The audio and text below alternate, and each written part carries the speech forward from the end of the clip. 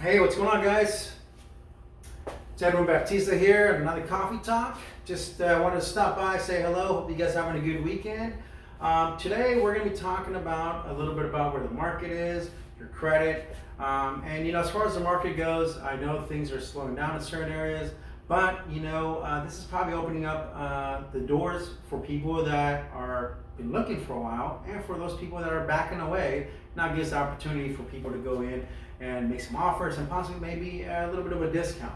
But you gotta make sure your credit is right, and let's get started. So today's topic obviously is gonna be your credit. Be ready, know what to look for, know where you are, and know what to do. So that's where I come in. This is where I'm gonna explain to you about the 5 credit factors. So 5 credit factors here are going to show how much your credit bureaus weigh in on the types of credit that you have.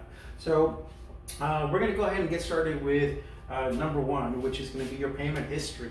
So guys, payment history, we're talking about, let's go back in time here and see if you've missed a payment on a credit card, auto loan, or a personal loan. This is going to definitely weigh down your credit score. So guys, make sure you have those auto pay set up, or maybe update your payment accounts from the bank to make sure that you haven't missed, you're not going to miss a payment on that auto pay. And I can't stress this enough. I know that some people say they have auto pay, but then all of a sudden they miss a payment. But sometimes they forget to update from a lost debit card or credit card. So guys, please make sure you have that up to date, okay? Yeah, go back, check, see, and then, fix it. All right, number 2. So number 2 is going to be your credit balances, how much you owe. So the rule of thumb is 30% is about what you want to stay in. So 30% of your credit limit. I've put 4 examples here of your credit limit. Let's say it's $1,000 and you owe $1,100 here on credit card number 4. This is not good. This is going to reduce your credit score, FICO, guys. So make sure that you are at number 1 or 3 or better, 30% to the limit or less than that. The others here just kind of gives you an example of what the percentages are. But for the most part, I can't stress this enough about this other point that I want to make is that if you have a credit card and you pay it off to 0, do not close that credit card. It is going to affect your credit score. Make sure that you close it within 2 years. The reason why is because the credit bureaus look at that negatively on you as being non-responsible and not being able to sustain credit. So please guys, wait 2 years at a 0 balance and then you can close it out. Number 3, what is credit factor number 3? Like your credit history. So how long have you had these cards?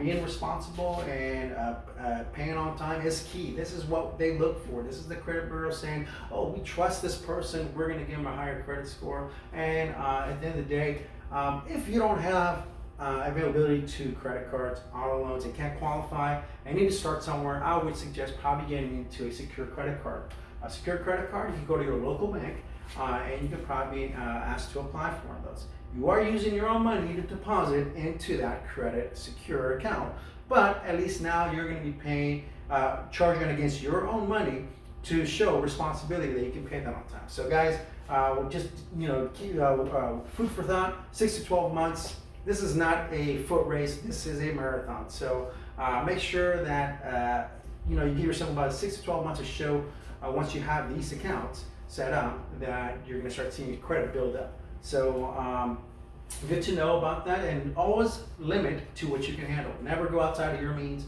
because last thing you want to do is dig yourself into a hole and be stuck with more debt.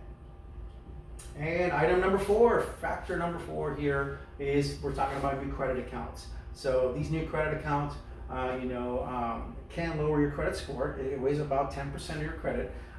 So what happens is if you go ahead and pull your credit once, twice, 3 times within a 2-3 week period, it is going to affect your credit score. But I would not suggest doing that. I would suggest probably limiting yourself to once a month, to every 30 days cycle through if you're going to be pulling your credit. Now, if you're applying for a home or a car, those 2 credits usually offset each other. They don't count against each other, so that counts as 1. But everything else, please do not pull your credit every week. And then, oh yeah, don't go out and buy a big ticket item either. If you're trying to get pre-approved with me and you go decide to buy a car or decide to purchase some furniture, do not do that, because you're probably going to affect the approval process on that. So borrower beware. And number 5, what is factor number 5 for your credit?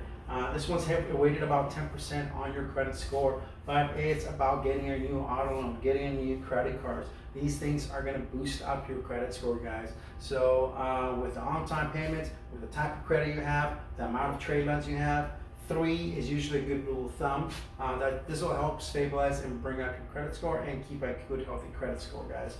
So for the most part, if you guys have any questions on any of this, you can always call me. I'm more than happy to explain anything with the credit and maybe some of the trade lines. But thank you once again, guys. I'll see you guys soon. Hope you guys have a great week. I'll be here. It's always good talking to you guys.